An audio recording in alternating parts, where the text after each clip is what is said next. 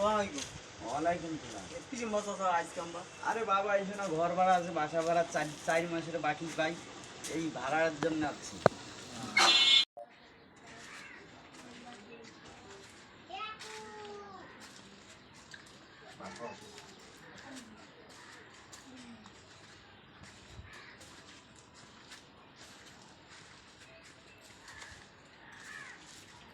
মনা বাসায় আসো নাকি? বাড়িওয়ালা।